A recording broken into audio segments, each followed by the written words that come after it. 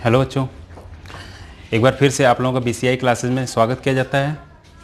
देखिए, इसके पहले हम जो है आप लोगों को सोल्यूशन वाले चैप्टर में कॉलिगेटिव प्रॉपर्टीज़ के बारे में पढ़ाए थे। 4 प्रकार की कॉलिगेटिव प्रॉपर्टीज: वाष्प दाब में सापेक्ष अवनमन, relative lowering in vapour pressure, क्वथनांक में उन्नयन, हिमांक में अवनमन और परासरण दाब। अब इसके बाद आपको लेके चलते हैं तुरंत नए टॉपिक की ओर। उससे पहले थोड़ा सा कुछ क्वेश्चंस के बारे में डिस्कस कर लिया जाए। एक क्वेश्चन हमारे पास है कि molar elevation constant, molar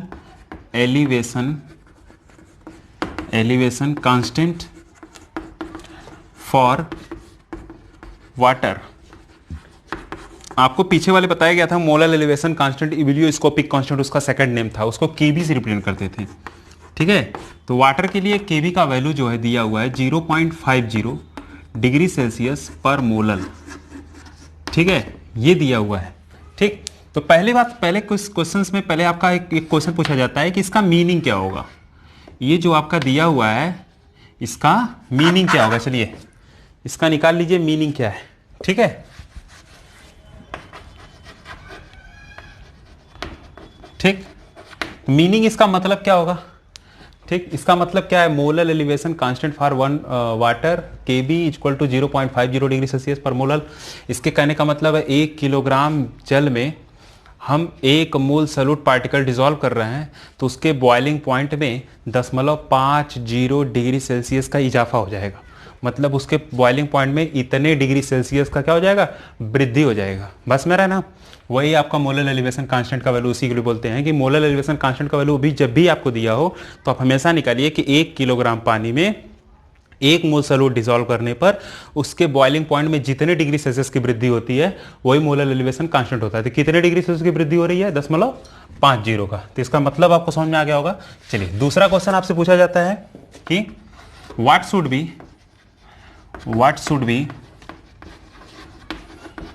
boiling point of 4 molar urea aqueous solution. 4 molar urea aqueous solution. ठीक है, आपका सेकंड क्वेश्चन है what should be boiling point of 4 molar urea aqueous solution. Urea के जलीय विलयन, 4 मोलर यूरिया के जलीय विलयन का बॉइलिंग पॉइंट क्या होगा। ठीक है, मतलब 1 किलोग्राम पानी में हम 1 मोल डिसॉल्व कर रहे थे तो उसका बॉइलिंग पॉइंट इतना बढ़ रहा था। अब बताइए कि वहीं 1 किलोग्राम में अगर हम 4 मोल यूरिया घोल रहे हैं तो उसके बॉइलिंग पॉइंट में क्या होगा। तो उसके लिए आपको एक फार्मूला दिया गया था कि delta TB equal to KB into m. ठीक है, इस फार्मूले में बताया गया था कि KB ebullioscopic constant, molar elevation constant और यम मोलैलिटी है। तो भाई मोलर एलिवेशन कांस्टेंट केबी का वैल्यू दिया हुआ है 0.50 और मोलैलिटी कितना दिया, इसमें 4 दिया हुआ है। मल्टीप्लाई करेंगे तो 2.0 डिग्री सेल्सियस आ जाएगा। इसके कहने का मतलब ये हुआ कि जो हम 1 किलोग्राम में 1 मोल घोल रहे थे तो आधा डिग्री सेल्सियस की वृद्धि हो रही थी। वहीं पे 1 किलोग्राम में अगर हम 4 मोल यूरिया घोल दे रहे हैं तो आधा का 4 गुना कर देंगे तो क्या आ जाएगा, 2 डिग्री सेल्सियस। 2 डिग्री सेल्सियस की क्या हो जा रही है, वृद्धि हो जा रही है। बातें समझ में आ गई आप लोगों को। कितने डिग्री सेल्सियस की वृद्धि हो रही है, 2 डिग्री सेल्सियस की वृद्धि हो रही है। चलिए एक क्वेश्चन इसी के साथ साथ और ले लिया जाए फटाफट। What should be boiling point of, ठीक है, boiling point of 4 molar, amount वही रख रहे हैं, बस हम यूरिया की जगह इस बार ग्लूकोज रखने वाले हैं। ठीक है, क्या रखने वाले हैं, ग्लूकोज रखने वाले हैं। ग्लूकोज सॉल्यूशन हमारे पास है। ठीक, तो अब क्या होगा बच्चों, हमने आपको पहले बताया था कि जो कॉलिगेटिव प्रॉपर्टीज होता है वो सॉल्यूट के सिर्फ और सिर्फ नंबर पर डिपेंड करता है, उसके नेचर पे, उसके फार्मूला पे, इन सब चीज़ों पर डिपेंड नहीं करता है।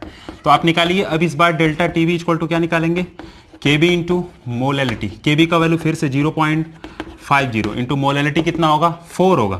ठीक है, रखेंगे फिर से वैल्यू आ जाएगा 2.0 डिग्री सेल्सियस। मतलब फिर से उतना ही आ रहा है। मतलब हम 1 किलोग्राम पानी में 4 मोल यूरिया घोल रहे थे तो उसके बॉइलिंग पॉइंट में 2 डिग्री सेल्सियस की इजाफा हो रहा था। वहीं पे अगर हम 1 किलोग्राम पानी में 4 मोल ग्लूकोज घोल देते हैं तब भी उसके बॉइलिंग पॉइंट में कितने का इजाफा होगा, 2 डिग्री सेल्सियस का ही इजाफा होने वाला है, आपको दिखने वाला है। दोनों का सेम है क्योंकि नंबर ऑफ मोल पार्टिकल दोनों में सेम हमने लिया है, सेम अमाउंट ऑफ वाटर में। ठीक है, यहाँ पे भी 1 किलोग्राम पानी में 4 मोल था, यहाँ पे भी 1 किलोग्राम पानी में 4 मोल था। हमें यह मतलब नहीं है कि हमने ग्लूकोज ले रखे हैं, कि यूरिया ले रखे हैं, कि सुक्रोज ले रखे हैं, कि बेंजीन ले रखे हैं, इससे हमसे मतलब नहीं है। मतलब सिर्फ और सिर्फ नंबर पे डिपेंड करता है, कॉलिगेटिव प्रॉपर्टी यही बोलता है। ठीक है, चलिए इसके साथ साथ एक क्वेश्चन और लिया जाए, लास्ट क्वेश्चन इसका 4 क्वेश्चन। ठीक है, what should be the boiling point of, amount वही रख रहे हैं हम, 4 मोलल।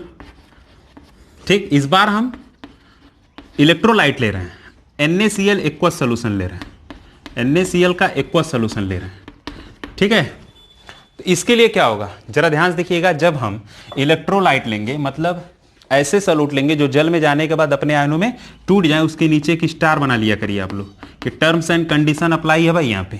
यहाँ पे कुछ कंडीशन है। क्या कंडीशन है कि इसको जब हम पानी में घोलेंगे तो पानी में घुलने से पहले इसके कणों की संख्या कुछ और आपको देखने के लिए मिले। जैसे कि हमने पानी में घोलने से पहले यह एक NaCl था, पानी में जाएगा तो यह एक Na+ और एक Cl- बनाएगा। मतलब एक आयन ये बना रहा है और एक आयन ये बना रहा है, तो मतलब टोटल पानी के अंदर कितने आयन मिल रहे हैं आपको, 2 आयन मिल रहे हैं। हमें इस बात से नहीं मतलब है कि उसका फार्मूला क्या है, सिर्फ इतना मतलब है कि सोल्यूशन के अंदर कितने पार्टिकल है ना। अगर 1 मोल में 6.022 × 10⁻23 पार्टिकल होते हैं, आपको पता है, तो वहीं पे 1 मोल NaCl घोलेंगे तो पानी में जाने के बाद 6.022 × 10⁻23 Na+ 6.022 × 10⁻23 Cl-, मतलब उसका जस्ट डबल मिल रहा है ना। तो डबल मिल रहा है तो उसके लिए आपके मोलों की संख्या तो डबल हो गया ना।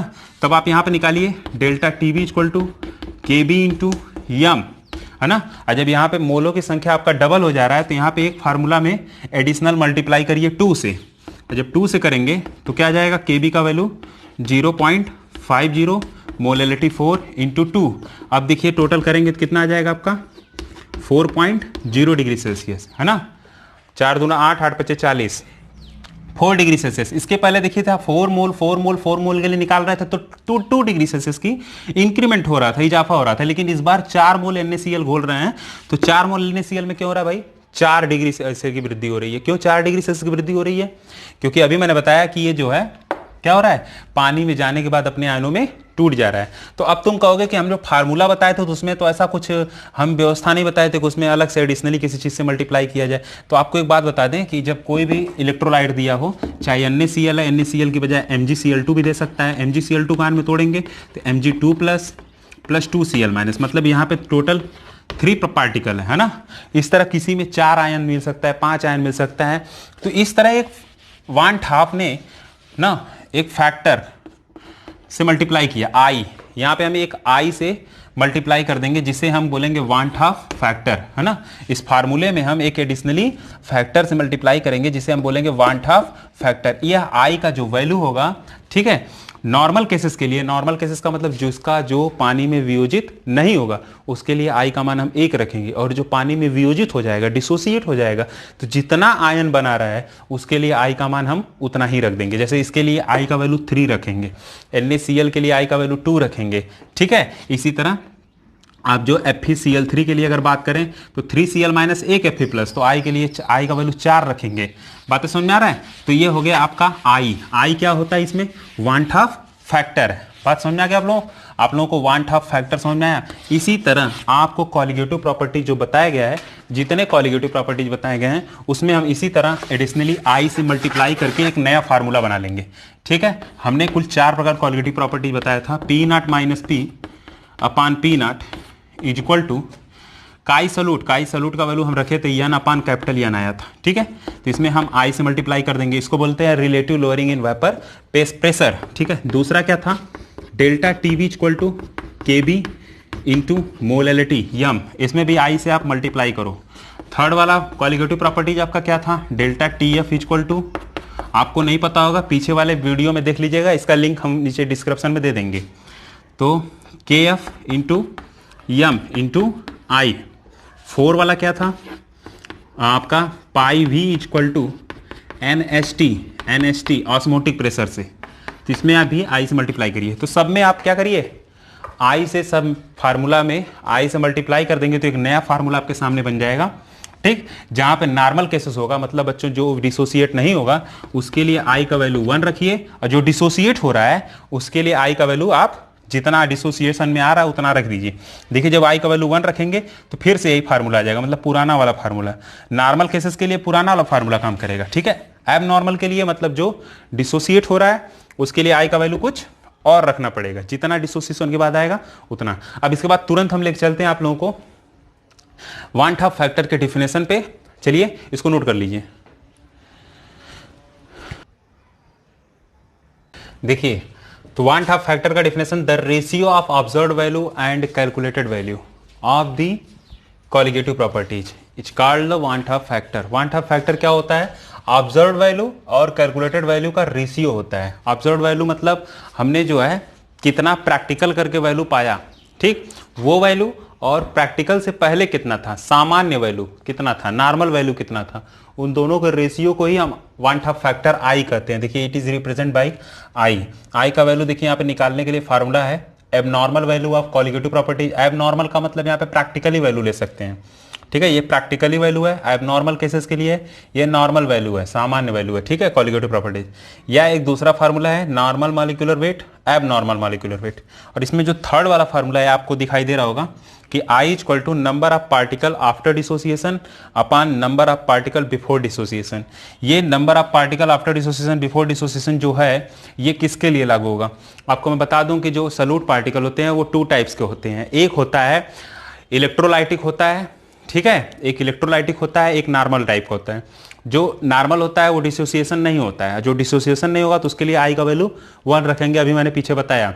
और जो डिसोसिएशन होता है उसके लिए आई का वैल्यू जितना डिसोसिएट होता है उतना रखते हैं। तो जरा एक बात समझिए कि उसमें भी कुछ ऐसे सॉल्यूट पार्टिकल होते हैं, इलेक्ट्रोलाइट होते हैं, जो 2 टाइप्स के होते हैं। एक होता है स्ट्रांग इलेक्ट्रोलाइट होता है, एक वीक इलेक्ट्रोलाइट होता है। स्ट्रांग मतलब जो होता है आपका वीक इलेक्ट्रोलाइट और स्ट्रॉन्ग इलेक्ट्रोलाइट, ठीक है, प्रबल विद्युत अपघट्य पदार्थ और दुर्बल विद्युत अपघट्य पदार्थ। स्ट्रॉन्ग इलेक्ट्रोलाइट ऐसे इलेक्ट्रोलाइट होते हैं जिनका डिसोसिएशन कंप्लीट होता है, जैसे NaCl। NaCl को आप पानी मिलाइए, ये पूर्ण रूप से अपने आयनों में टूट जाएगा Na+ और Cl- में, ठीक है। KCl ये भी अपने आयनों में पूर्ण रूप से टूट जाएगा, K+ और Cl-। लेकिन कुछ ऐसे विद्युत अपघट्य पदार्थ होते हैं, इलेक्ट्रोलाइट होते हैं, जिनका वियोजन पूर्ण रूप से नहीं होता है, जिनका डिसोसिएशन पार्शियली होता है। जैसे आप लोग जानते हैं CH3COOH ना, ये एक ऐसा है सॉल्यूट है जिसका डिसोसिएशन कंप्लीट नहीं होता है। तो ये CH3CO- और H+ में इसका डिसोसिएशन होगा, लेकिन पार्शियली होगा, ठीक है। तो इसके लिए हम बात करेंगे नीचे वाले फार्मूला के लिए, ठीक है। देखिए इसको नोट करिए। देखिए तो कुछ हमने बताया कि इलेक्ट्रोलाइट 2 टाइप्स के होते हैं, ठीक है। इलेक्ट्रोलाइट जो होते हैं बच्चों ये 2 टाइप्स के होते हैं। एक होता है स्ट्रांग इलेक्ट्रोलाइट, स्ट्रांग इलेक्ट्रोलाइट होता है, और एक होता है वीक इलेक्ट्रोलाइट, ठीक है। तो जो स्ट्रांग इलेक्ट्रोलाइट होते हैं बच्चों वो क्या होते हैं? स्ट्रांग इलेक्ट्रोलाइट में कंप्लीट डिसोसिएशन होता है। यहां पे लिख देंगे हम इनका डिसोसिएशन क्या होता है, ये कंप्लीट डिसोसिएशन होते हैं, ठीक। और ये क्या होता है? इनकम्प्लीट डिसोसिएशन होता है, ठीक है, इनकम्प्लीट डिसोसिएशन होता है। तो एक बात बता दें हम आपको कि जो कंप्लीट डिसोसिएशन होता है उसके लिए तो आई का वैल्यू फाइंड आउट करना बहुत ही आसान है वान हाफ फैक्टर का। जैसे कंप्लीट डिसोसिएशन में क्या है, NaCl ले लिए, ठीक है, KCl ले लिए, ठीक, MgCl2 ले लिए, ठीक है, FeCl3 ले लिए।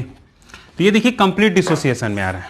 कंप्लीट डिसोसिएशन मतलब इसको वाटर में मिलाएंगे, ये पूर्ण रूप से इनका वियोजन हो जाएगा, अपने आयनों में पूर्ण रूप से वियोजित हो जाएंगे। जैसे अगर 50 ठो लिए तो 50 Na+, 50 Cl-, 50 K+, 50 Cl-, 50 Mg2+, 50 Cl-, और 50 सब मतलब 50-50 में वियोजित हो जाएंगे, है ना। इनका वियोजन 50-50 में पूरा का पूरा वियोजित हो जाएगा। बातें समझ आ रहा है?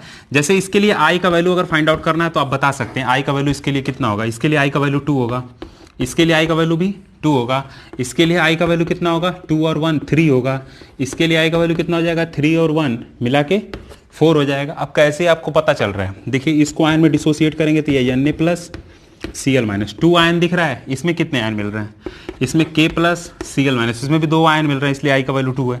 इसमें देखिए कितने आ रहे हैं, Mg2 प्लस और 2 Cl माइनस, मतलब 2 Cl माइनस 1 Mg प्लस, मिलकर 3 आयन मिल रहे हैं, इसलिए I का वैल्यू 3 हो जाएगा। इसमें क्या हो जाएगा, Fe3 plus 3 Cl minus, 1 Fe और 3 Cl मिलकर 4, इसके लिए I का वैल्यू 4 हो रहा है। तो बच्चों ऐसे डिसोसिएशन में जब कंप्लीट डिसोसिएशन होगा, स्ट्रॉन्ग इलेक्ट्रोलाइट होगा, तो उसके लिए हम I का वैल्यू तो तुरंत हम देख के ही बता सकते हैं, लेकिन जब इनकम्प्लीट डिसोसिएशन होगा, है ना, तब उसके लिए I का वैल्यू फाइंड आउट करना हमारे लिए बहुत ही थोड़ा सा प्रॉब्लम आ जाएगा। कैसे, जैसे हम वीक इलेक्ट्रोलाइट CH3COOH की बात कर लें, तो आप लोगों को पता है कि जो वीक इलेक्ट्रोलाइट होते हैं वो इनकम्प्लीट डिसोसिएशन उनका होता है, मतलब वो पार्शियली डिसोसिएट होते हैं। अगर हम इसके 50 मॉलिक्यूल ले रहे हैं या 50 मोल ले रहे हैं, तो आपको हम बता दें कि सोल्यूशन में जाने के बाद मान लीजिए ये 5 मोल ही ना, ये 5 मोल ही CH3COO माइनस और 5 मोल H प्लस में टूटेगा, बाकी 45 उसी तरह पड़ा हुआ है वाटर में। मतलब 1 किलोग्राम में हमने इतना मिलाया 50, तो इसमें सिर्फ 5 मोल ये और 5 मोल H प्लस बना रहा है, बाकी 45 उसी तरह पड़ा हुआ है, तो इसको बोलेंगे इनकम्प्लीट डिसोसिएशन। कंप्लीट डिसोसिएशन नहीं है, लेकिन प्रश्न ये है कि हम कैसे जानेंगे कि इसके 5 मोल डिसोसिएट हो रहे हैं कि 2 मोल डिसोसिएट हो रहे हैं कि 0.2 मोल डिसोसिएट हो रहे हैं कि 0.5 मोल डिसोसिएट हो रहे हैं, कैसे हम जानेंगे? तो उसके लिए डिग्री ऑफ डिसोसिएशन दिया रहेगा, उसके लिए उसका डिग्री ऑफ डिसोसिएशन दिया रहेगा कि इसका डिग्री ऑफ डिसोसिएशन मतलब वियोजन की मात्रा, इसको बोलते हैं हिंदी में वियोजन की मात्रा। वियोजन की मात्रा दिया होगा बच्चों, ठीक है, जिसको अल्फा से रिप्रेजेंट करते हैं। वियोजन की मात्रा दिया होगा, कितना दिया, मान लीजिए 0.2 दे दिया है, 0.3 दे दिया है, 5 दे दिया है, 6 दे दिया है, जितना भी आपका दिया होगा वियोजन की मात्रा, ठीक है, तो उतना आप जो है रख लेंगे। एक बात ध्यान दीजिए कि अगर दशमलव से ऊपर जाएगा, मतलब वियोजन की मात्रा अगर 1 से ऊपर जा रहा है, तो हमेशा परसेंटेज में होगा, 5%, 6%। अगर पॉइंट में आया तो वह सिर्फ 0.2, 0.3, 0.4, तो ये चीज़ आएगा। ये चीज़ें आप विशेष ध्यान दीजिएगा। तो चलिए इस पे हम कुछ बातें कर लेते हैं, कुछ चर्चा कर लेते हैं, ठीक है। इसी के लिए हम जो है फाइंड आउट करने के लिए यहाँ पे कुछ निकालते हैं फार्मूला, ठीक। चलिए देखिए डिग्री ऑफ डिसोसिएशन दिया हुआ है एक वीक इलेक्ट्रोलाइट का, कितना दिया है, 0.2 दिया है या फिर 20% दिया। दोनों बात एक ही है, दोनों बात एक ही, मतलब पॉइंट में दिया रहेगा तो 1 मॉलिक्यूल में से 0.2 मॉलिक्यूल डिसोसिएट होगा, परसेंटेज में दिया होगा तो 100 मॉलिक्यूल में से 20 मॉलिक्यूल डिसोसिएट हो रहा है। आपके पास इलेक्ट्रोलाइट जो दिया है CH3COOH दिया है ना, ये डिसोसिएट होने के बाद CH3COO माइनस और H प्लस में क्या हो जा रहा है बच्चों, डिसोसिएट हो जा रहा है, ठीक है। बातें समझ में आ रही है आप लोगों को? चलिए देखिए, अभी देखिए यहाँ पे क्या है, डिसोसिएशन से पहले, अभी डिसोसिएशन नहीं होगा तो मॉलिक्यूल कितना होगा, 1। हम इस पे बात कर रहे हैं 0.2 वाले पे। अगर डिग्री ऑफ डिसोसिएशन पॉइंट में दिया है तो इस पे बात करेंगे, तो अब हम 1 लेंगे, यहाँ पे 1 मॉलिक्यूल लेंगे। परसेंटेज में दिया है तो 100 मॉलिक्यूल लेंगे। ये बात आपको समझ में आ रहा है ना बराबर? चलिए, तो 1 मॉलिक्यूल लेंगे, तो 1 मॉलिक्यूल लेंगे तो अभी ये क्या हुआ, 0 बनाएगा। आयन क्यों 0? भाई इनका भी डिसोसिएशन नहीं हुआ है। डिसोसिएशन से पहले यहाँ पे लिख लीजिए, बिफोर डिसोसिएशन, डिसोसिएशन से पहले 1 मॉलिक्यूल था, ये अभी आयन नहीं बने थे। डिसोसिएशन के बाद मतलब आफ्टर डिसोसिएशन, ठीक है, after dissociation, after dissociation, dissociation के बाद क्या हो रहा है, 1 में से 0.2 मॉलिक्यूल डिसोसिएट हो जा रहा है, मतलब -2, 1 माइनस 0.2, इतना डिसोसिएट होगा तो इतना मोल 0.2 मोल CH3CO माइनस और 0.2 मोल H प्लस बनाएगा नहीं बनाएगा? बनाएगा। चलिए इसके लिए I का वैल्यू निकालते हैं। I का वैल्यू निकालेंगे तो क्या हो जाएगा, अभी मैंने फार्मूला बताया था, नंबर ऑफ पार्टिकल, ठीक है, आफ्टर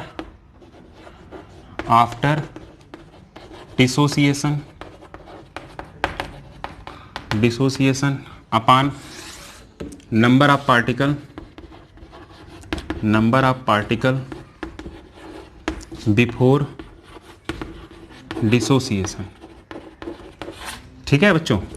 चलिए, number of particle after dissociation, dissociation से डिसोसिएशन के बाद कुल पार्टिकल कितने हैं? देखिए डिसोसिएशन के बाद यही है, कितना है 1.1 माइनस 0.2 है ना, प्लस 0.2 प्लस 0.2, टोटल यही हुआ है ना पार्टिकल अपान डिसोसिएशन से पहले कुल कितने पार्टिकल थे? 1 प्लस 0 प्लस 0।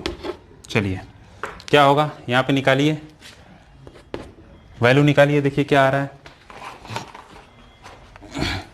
ये देखिए 0.2 से 0.2 कट जाएगा, ये बचेगा 1 प्लस 0.2 अपान 1 में 0 0 जोड़ेंगे तो फिर से 1 आ जाएगा। अब 1 में 0.2 जोड़ेंगे तो कितना आ जाएगा? 1.2। आई का वैल्यू कितना आ गया? 1.2। आई का वैल्यू कितना आ गया? 1.2। मतलब डिग्री ऑफ डिसोसिएशन अगर 0.2 दिया जाएगा है ना, तो एक मॉलिक्यूल में से अगर एक मॉलिक्यूल का डिसोसिएशन इतना दिया है तो उसके लिए आई का वैल्यू ये। अभी आप कभी सोच भी नहीं सकते थे कि आई का वैल्यू पॉइंट में भी आने वाला है। इसके पहले NaCl में हम बात कर रहे थे 2 आ रहा था, 3 आ रहा था, 4 आ रहा था, देखिए यहाँ पे पॉइंट में आ गया। कब? जब आपके पास वीक इलेक्ट्रोलाइट होगा। ठीक है, बातें समझा रहा है। चलिए हम परसेंटेज में बात कर लेते हैं। अगर उसमें परसेंटेज को लेकर चलेंगे तो इसके लिए हमें यहाँ पे पार्टिकल कितना रखना पड़ेगा? 100 रखना पड़ेगा। 100 पार्टिकल में से डिसोसिएशन नहीं हुआ तो 0 पार्टिकल हुआ।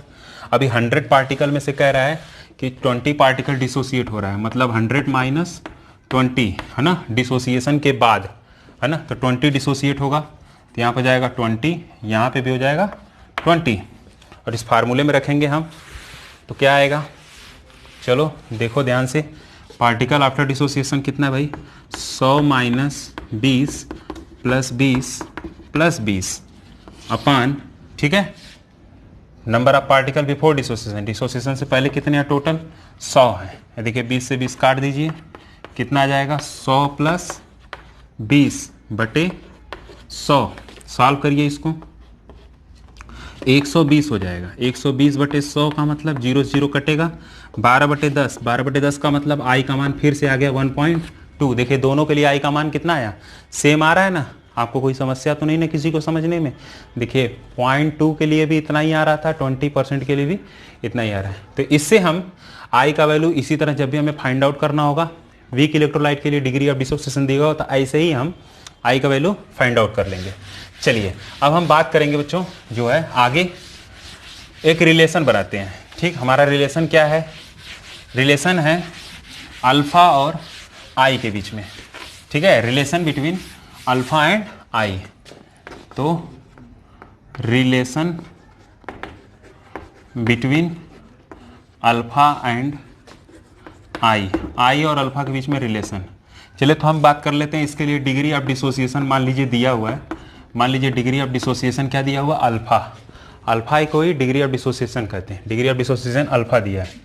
तो आपके पास एक मॉलिक्यूल है, ठीक है, क्या है? एक मॉलिक्यूल है, ठीक। मॉलिक्यूल डिसोसिएट होगा, कितने आयन देगा बच्चों? n आयन देगा। कैसे पता चल रहा है आपको n आयन? अभी मैं बताया हूँ कि किसी में 2 आयन मिल रहा है, किसी में 3 आयन मिल रहा है, किसी में 4 आयन मिल रहा है। तो एक मॉलिक्यूल से हो सकता है n आयन मिले, है ना। 2 आयन रहेगा तो n का मान 2 रखेंगे, 3 आयन देगा तो n का मान 3 रखेंगे। ठीक है, तो चलिए यहाँ पे लिख लीजिए बिफोर डिसोसिएशन। बिफोर ना, डिसोसिएशन से पहले कितना मॉलिक्यूल है? यहाँ पे 1 मॉलिक्यूल है, ये कितने हो जाएंगे? 0 आयन। आफ्टर डिसोसिएशन, डिसोसिएशन के बाद एक मॉलिक्यूल में से अल्फा डिसोसिएट हो रहा है तो 1 माइनस अल्फा। जब अल्फा डिसोसिएट होगा तो n अल्फा आयन बनेंगे।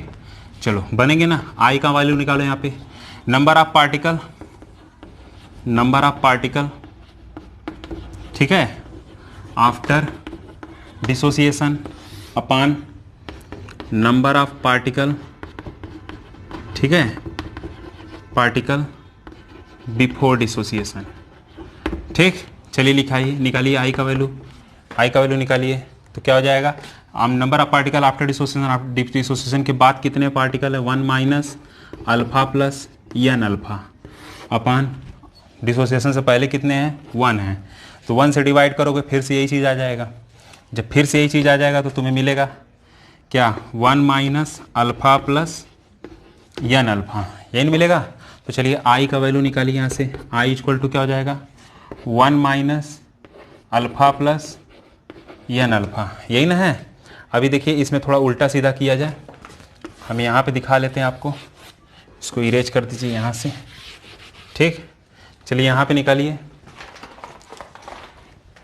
क्या होगा बच्चों, आई का वैल्यू आई इक्वल टू क्या निकला आपको 1 minus alpha plus N alpha ना।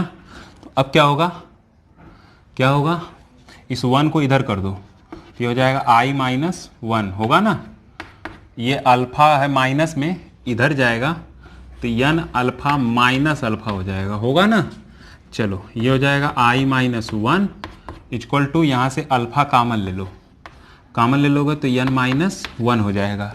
बात समझ में आ रही है ना। थोड़ा बायो वाले भी बात समझिएगा भाई, मैथ कमज़ोर होगा तो अल्फ़ा कामन ले लोगे, अल्फ़ा बाहर निकाल लोगे तो एन माइनस 1 हो जाएगा, ठीक है। अब अल्फ़ा इक्वल टू निकालो यहाँ पे, तो अल्फ़ा इक्वल टू क्या हो जाएगा आई माइनस 1 अपान ये चला जाएगा इसके नीचे एन माइनस 1, है ना। बस में रहा है। तो तुम्हें क्या हुआ, डिसोसिएशन का रिलेशन मिल गया अल्फ़ा और आई के बीच में। तो alpha equal to I minus 1 upon N minus 1 मिला। या इसी को थोड़ा तुम इधर करो, माइनस कामन ले लो, तो माइनस कामन ले लोगे तो तुम्हारा क्या हो जाएगा, तुम्हारा बताओ जल्दी से, 1 माइनस आई अपान 1 माइनस एन, ये भी लिख सकते हो कि नहीं लिख सकते हो।